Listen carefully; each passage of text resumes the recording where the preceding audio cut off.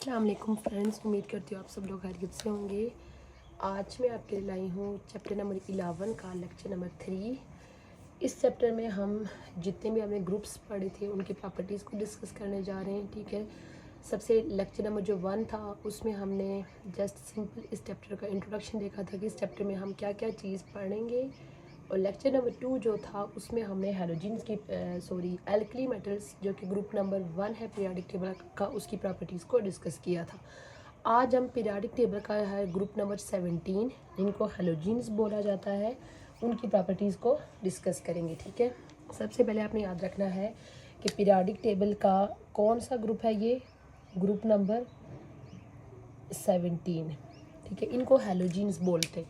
इनको हैलोजेंस क्यों बोला जाता है कि क्योंकि ये जो ग्रुप नंबर 17 के एलिमेंट्स है ये आगे साल्ट फॉर्मेशन करते हैं, यानी मोस्टली ये जब दूसरों के साथ कंपाउंड बनाते हैं तो वो कंपाउंड कौन से होते हैं, साल्ट्स होते हैं। ठीक है, साल्ट्स बनाने की वजह से इन हैलोजन का बेसिकली मतलब ये होता है साल्ट फॉर्मिंग एजेंट्स। ठीक है, ये क्वेश्चन भी आ सकता है आपको पेपर में, why group number 17 elements are known as halogens. ठीक है, क्यों कहते हैं, because of its salt forming properties, salt बनाने वाली एक्टिविटी या प्रॉपर्टी की वजह से इनको हैलोजेंस बोला जाता है। ठीक है, ग्रुप नंबर 17 के एलिमेंट्स की अगर हम बात करें तो ग्रुप नंबर 17 में कौन कौन से एलिमेंट्स हैं, टोटल 5 एलिमेंट्स आते हैं। फ्लोरीन, मैं डायरेक्ट इनके सिंबल लिख रही हूँ। दूसरा एलिमेंट होता है क्लोरीन, ब्रोमीन, आयोडीन, एस्टाटीन। यह है हमारे पास ग्रुप नंबर 17। ठीक है, उसके बाद दूसरी चीज़ जो आपने याद रखनी है कि ग्रुप नंबर 17 है तो आपको पता है कि हमने ये जो ग्रुप नंबर 17 है ये कौन से ब्लॉक के अंदर आता है, पी ब्लॉक के अंदर आता है। ठीक है, तो आपको पता है कि हमने देखा था कि जो पी ब्लॉक के एलिमेंट्स हैं उनके आउटर मोस्ट शेल में इलेक्ट्रॉन की प्रेजेंस फाइंड करने के लिए हम क्या करते हैं कि उनका जो ग्रुप नंबर होता है उसमें से 10 को क्या कर लेते हैं, माइनस करते हैं। तो ग्रुप नंबर 17 है, उसमें से जब 10 माइनस करेंगे तो हमारे पास बचेगा 7। इट्स मीन के इनके वैलेंस शेल में कितने इलेक्ट्रॉन होते हैं, 7 इलेक्ट्रॉन इन वैलेंस शेल। ठीक है, वैलेंस शेल के अंदर कितने इलेक्ट्रॉन हैं, 7 इलेक्ट्रॉन है। ठीक है, तो इस वजह से इनकी कोई टेंडेंसी नहीं है इलेक्ट्रॉन को लूज़ करने की, क्योंकि 7 इलेक्ट्रॉन को लूज़ करना डिफ़िकल्ट होता है। ठीक है, दूसरी चीज़ आपने याद रखनी है, no tendency to lose electron, यानी इलेक्ट्रॉन को लूज़ करने की टेंडेंसी है ही नहीं। ठीक है, ये भी आपको क्वेश्चन आ सकता है कि why elements of group 17 have no tendency to lose electron. ठीक है, तो टेंडेंसी क्यों नहीं है, क्योंकि इनके आउटर मोस्ट शेल में 7 इलेक्ट्रॉन होते हैं और 7 इलेक्ट्रॉन को लूज़ करना इंतहाई डिफ़िकल्ट है। इसी वजह से इनकी टेंडेंसी लूज़ करने की नहीं होती, बल्कि इनकी टेंडेंसी क्या होती है, लूज़ करने के बजाय गेन करने की होती है। ठीक है, तो ये क्या करते हैं, इलेक्ट्रॉन को गेन करते हैं।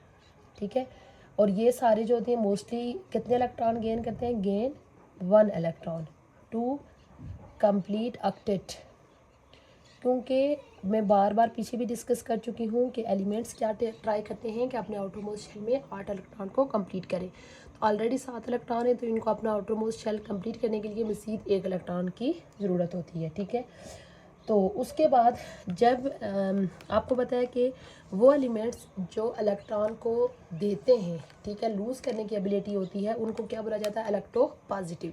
अब ये एलिमेंट्स इलेक्ट्रॉन को लूज़ नहीं करते बल्कि क्या करते हैं, गेन करते हैं। इलेक्ट्रॉन को गेन करने की वजह से इनको क्या बोला जाता है, ये कौन से एलिमेंट है, इलेक्ट्रो नेगेटिव एलिमेंट्स है, इलेक्ट्रो नेगेटिव एलिमेंट्स हैं। और साथ साथ ये क्या है, नॉन मेटल्स है, नॉन मेटल्स। ठीक है, उसके अलावा अगर हम इनकी नेचर की बात करें कि ये ओवरऑल नेचर में किस फॉर्म में एग्जिस्ट करते हैं, ये डाई एटॉमिक फॉर्म में एग्जिस्ट करते हैं।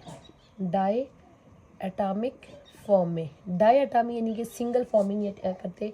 ये जब भी इनको लिखेंगे तो इनके साथ F2Cl2 I2 Br2 ऐसे ही लिखा होता है। इसके निस्बत आपने देखा होगा जब हमने ग्रुप नंबर 1 के एलिमेंट्स को डिस्कस किया था, हमने सिंपल लिखा था सोडियम, पोटाशियम, रोबेडियम, सीजियम। देखें ये सिंगल एलिमेंट की एटम की फॉर्म में भी एग्जिस्ट करते हैं, बट ये जो एलिमेंट्स हैं ग्रुप नंबर 17 के, ये इंतहाई रिएक्टिव होते हैं, तो ये सिंगल फॉर्म में अनस्टेबल होते हैं, इस वजह से ये हमेशा किस फॉर्म में एग्जिस्ट करते हैं, डायटोमिक फॉर्म में। ठीक है, ये इनकी कुछ जनरल प्रॉपर्टीज़ हमने डिस्कस की।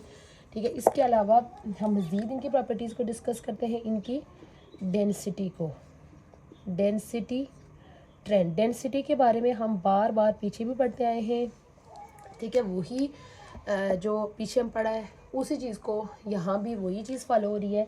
डेंसिटी के लिए सबसे पहले आपने याद रखना है कि डेंसिटी का रिलेशन किसके साथ होता है, मैस और वॉल्यूम के साथ। जितना किसी चीज़ का वॉल्यूम ज़्यादा होगा, मैस ज़्यादा होगा, उतनी ही डेंसिटी ज़्यादा होगी। अब देखें टॉप टू बॉटम, यहाँ से जब हम ऊपर से नीचे की तरफ जाते हैं तो आपको पता है कि इनका जो एटॉमिक मैस होता है, एटॉमिक मैस क्या हो रहा है, इंक्रीज हो रहा है। इट्स मीन के टॉप टू बॉटम आते हुए जो डेंसिटी क्या होगी, इनकी इंक्रीज करती जाएगी।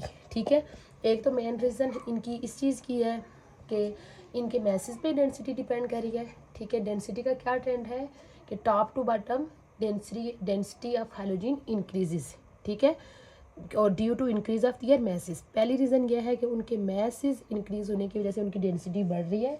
अच्छा, उसके बाद इनकी फिजिकल स्टेट के ऊपर भी इनकी डेंसिटी डिपेंड करिए। कैसे, ये जो इसके पहले दो मेंबर हैं फ्लोरीन एंड क्लोरीन, ठीक है, ये दोनों जो होते हैं ये एग्जिस्ट करते हैं गैस फॉर्म में। ये किस फॉर्म में एग्जिस्ट करते हैं, गैस फॉर्म में। ठीक है, उसके बाद जो इसका तीसरा मेंबर है ब्रोमीन, ये एग्जिस्ट करता है लिक्विड फॉर्म में। और उसके बाद जो इसका लास्ट एलिमेंट है आयोडीन और एस्टाटीन, ये हमारे पास क्या होते हैं, सॉलिड फॉर्म में होते हैं। ठीक है, अब आप देखें कि ऊपर से जब हम नीचे की तरफ आ रहे हैं तो एलिमेंट्स की नेचर भी चेंज हो रही है। पहले गैसेस हैं, फिर लिक्विड है और फिर सॉलिड है। उनकी जो फिजिकल स्टेट चेंज होने की वजह से भी टॉप टू बॉटम आते हुए डेंसिटी क्या हो रही है, इंक्रीज हो रही है। ठीक है, अगर आपको पेपर में क्वेश्चन आ सकता है कि why density of halogens increases from top to bottom in a group, तो उसके लिए फिर आप दो रीजंस लिख सकते हैं। पहली reason due to increase of masses, और दूसरी रीज़न आप लिख सकते हैं due to increase of their physical state. ठीक है, ये सारी चीज़ फिर आप एक्सप्लेन करेंगे कि शुरू में ये गैसेज हैं, फिर जो एलिमेंट्स हैं वो लिक्विड फॉर्म में आ गए और फिर सॉलिड फॉर्म में आ गए। ठीक है, उसके बाद हम मज़ीद इनकी जो नेक्स्ट और भी प्रॉपर्टीज़ डिस्कस करते हैं।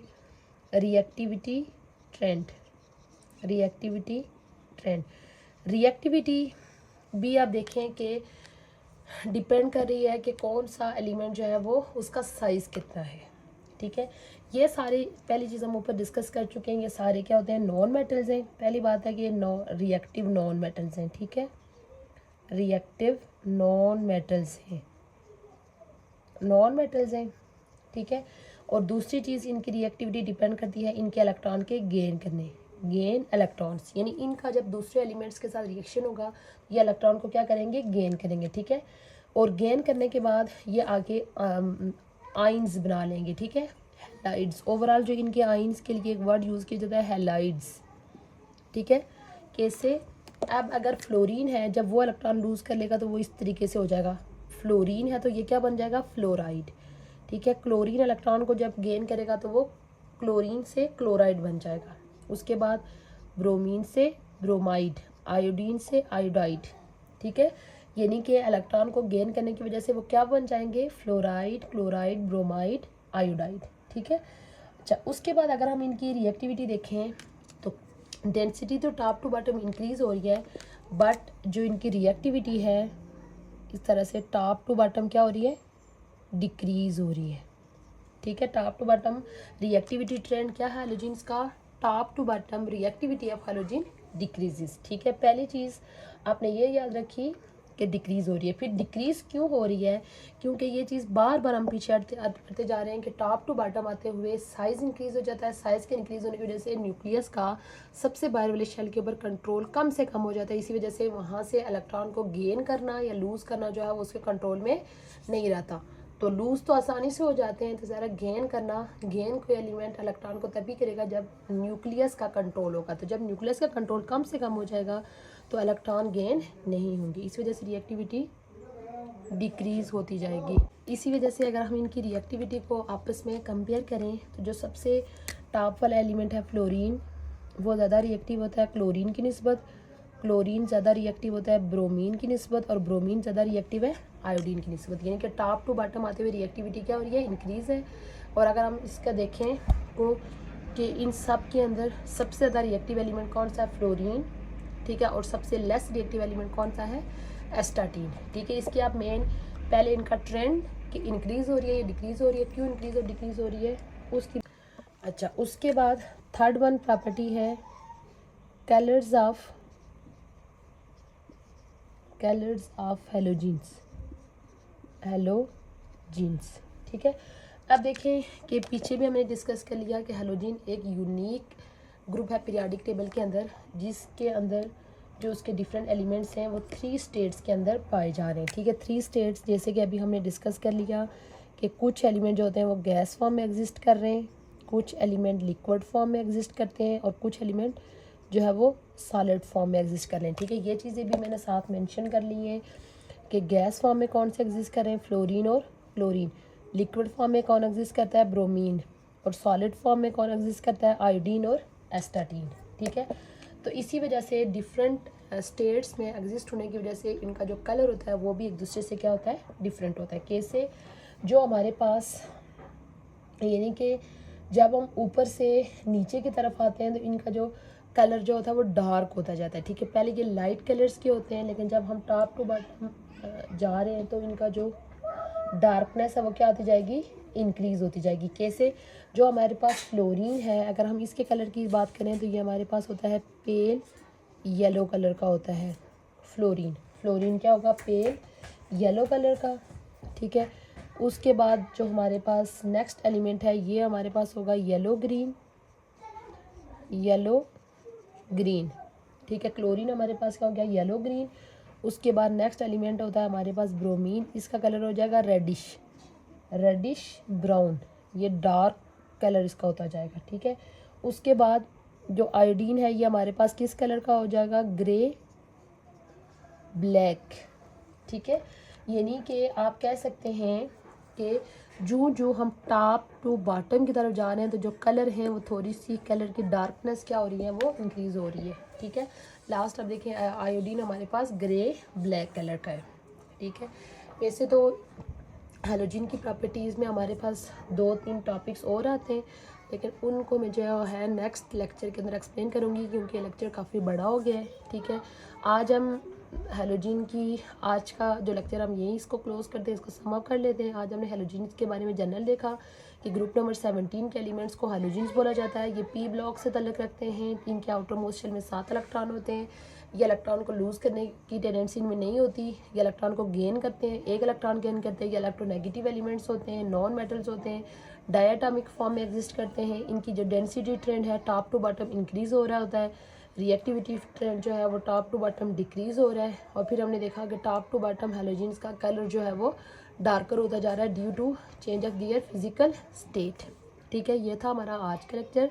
इंशाल्लाह आपने इनकमिंग लेक्चर के अंदर हेलोजन्स के जो रिएक्शंस हैं कि हेलोजन दूसरे एलिमेंट्स के साथ कैसे रिएक्शन करते हैं, और हम किस तरह से कुछ सिंगल प्रॉपर्टीज़ को यूज़ करते हुए दूसरे एलिमेंट्स की प्रॉपर्टीज़ को प्रिडिक्ट कर सकते हैं, और ये जो आगे हैलाइड्स बनते हैं उनकी आगे कैसे रिएक्टिविटी या स्टेबिलिटी